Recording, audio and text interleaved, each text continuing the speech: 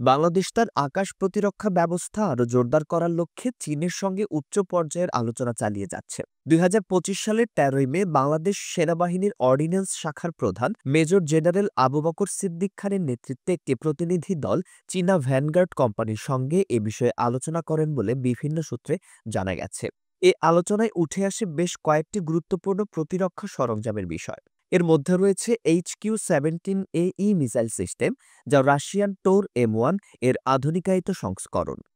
এটি ১.৫ থেকে ১৫ কিলোমিটার পর্যন্ত লক্ষ্যবস্তুতে আঘাত হানতে সক্ষম এবং ১০ মিটার থেকে শুরু করে ১০ কিলোমিটার পর্যন্ত উচ্চতায় কাজ করতে পারে। এছাড়া আলোচনায় ছিল FK-3 নামক মধ্যম পাল্লার সারফেস টু এয়ার মিসাইল, যা সর্বোচ্চ পাল্লা ১০০ কিলোমিটার।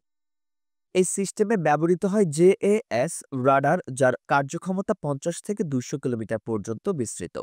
এটি মূলত একটি উন্নত ফায়ার কন্ট্রোল রাডার। আরও আলোচনায় ছিল QW-18 ম্যানপ্যাড, যা হাতে বহনযোগ্য ক্ষেপণাস্ত্র প্রতিরক্ষা ব্যবস্থা। এটি ০.৫ থেকে ৫ কিলোমিটার পর্যন্ত রেঞ্জে এবং ১০ মিটার থেকে ৪ কিলোমিটার উচ্চতায় লক্ষ্যবস্তুতে আঘাত হানতে পারে।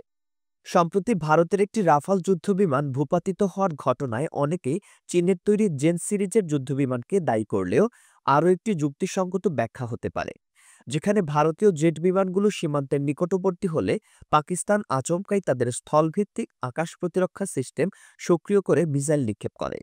এতে ভারতীয় ফরমেশন বিভ্রান্ত হয়ে পড়ে এবং পরিস্থিতি নিয়ন্ত্রণে আনতে ব্যর্থ হয়। এ ধরনের অভিজ্ঞতা থেকে বাংলাদেশও তার নিজস্ব গ্রাউন্ড বেসড এয়ার ডিফেন্স সিস্টেমকে আরও উন্নত করার দিকে অগ্রসর হচ্ছে। চীনের তৈরি HQ-22 বা FK-3 এর এক্সপোর্ট সংস্করণ এই তালিকায় রয়েছে, যা ১০০ কিলোমিটার পর্যন্ত লক্ষ্যবস্তুতে আঘাত হানতে পারে। ২০১৪ সালে জুহাইয়ের এয়ার শোতে চীন প্রথম এই মিসাইল সিস্টেমটি জনসম্মুখে আনে। এটি একটি আধুনিক সারফেস টু এয়ার মিসাইল, যা বিভিন্ন ধরনের শত্রুপক্ষের বিমান, ড্রোন ও ট্যাকটিক্যাল মিসাইল ধ্বংস করতে সক্ষম। FK-3 সিস্টেমে রয়েছে HT-233 fire control radar, type 305A long range search and track radar এবং মাস্ট মাউন্টেড প্যাসিভ সেন্সর। এটি সাধারণত 18-8 হেভি ট্র্যাকে স্থাপন করা হয়, ফলে দ্রুত মোতায়েনযোগ্য ও যেকোনো প্রতিকূল স্থানে কার্যকরভাবে ব্যবহারযোগ্য। সার্বিয়া ও থাইল্যান্ড ইতোমধ্যেই এই সিস্টেম ব্যবহার করছে। বাংলাদেশ বিমান বাহিনী ইলেকট্রনিক ওয়ারফেয়ার সক্ষমতা বৃদ্ধির লক্ষ্যে ২০২৪ সাল থেকে একটি কোর্স চালু করেছে। এতে বিমান বাহিনীর ইঞ্জিনিয়ারিং ও এয়ার ডিফেন্স উইংয়ের সদস্যরা অংশ নিয়েছেন।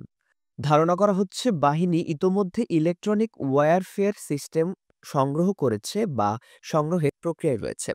যদিও আনুষ্ঠানিকভাবে কিছু জানানো হয়নি, তবে প্রশিক্ষণ কর্মসূচি এই সম্ভাবনাকে শক্তিশালী করে।